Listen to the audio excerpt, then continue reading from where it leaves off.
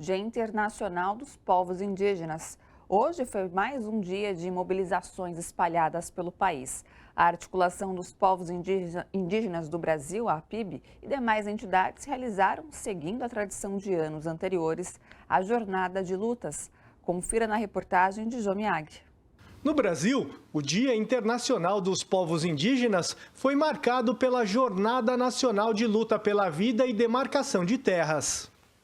Sentimos a necessidade da gente colocar, em evidência mais uma vez a pauta indígena em discussão. Nós não conseguimos avançar nesse atual governo em termos de demarcação, então há uma série de ataques provenientes do próprio órgão indigenista.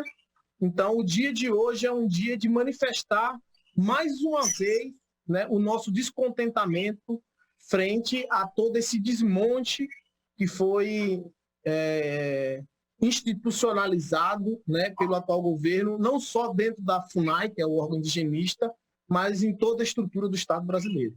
Os indígenas lutam pela demarcação do território porque, para eles, a terra não é apenas um espaço geográfico, mas a própria identidade e cultura. A terra, eu falo assim, que não é exatamente uma língua que sustenta a terra, um território e uma tradição. Na verdade, é o território que sustenta uma identidade, uma língua. Porque, nesse momento, nós morremos duas vezes coletivamente. Quando nega o território e também quando nega a nossa identidade. Porque não é somente sobre permanecer vivo, respirando. É o nosso modo de vida. Hoje, nós desconhecemos quem é que tem um modo de vida como nós, povos indígenas, temos, que é uma relação ancestral, que é uma relação espiritual, que é uma relação que dá de comer, dá de beber, é um cuidado mútuo. Não é exatamente a terra e nós somos a terra. Neste dia de luta, os indígenas denunciam o chamado marco temporal, analisado no Supremo Tribunal Federal. Se aprovado, pode retirar de muitos povos o direito à terra.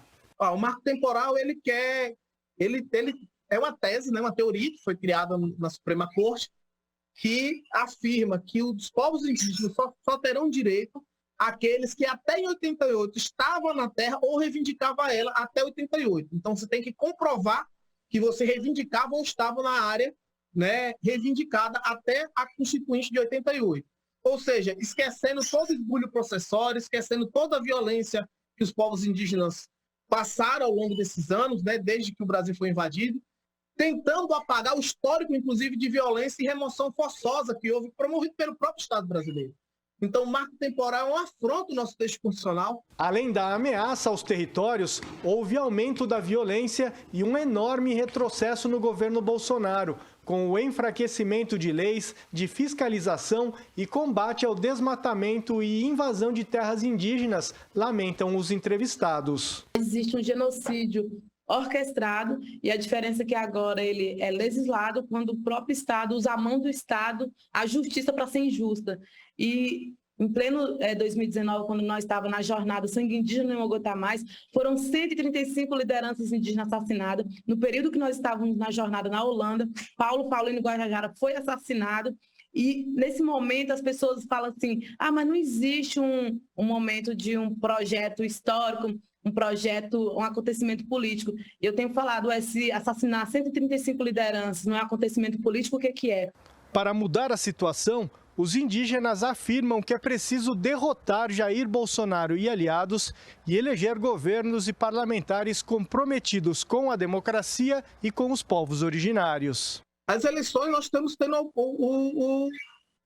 a oportunidade de retomar um projeto político que reconheça as minorias, que garanta, não só reconheça, mas que garanta os direitos das minorias, que garanta e proteja os direitos ambientais.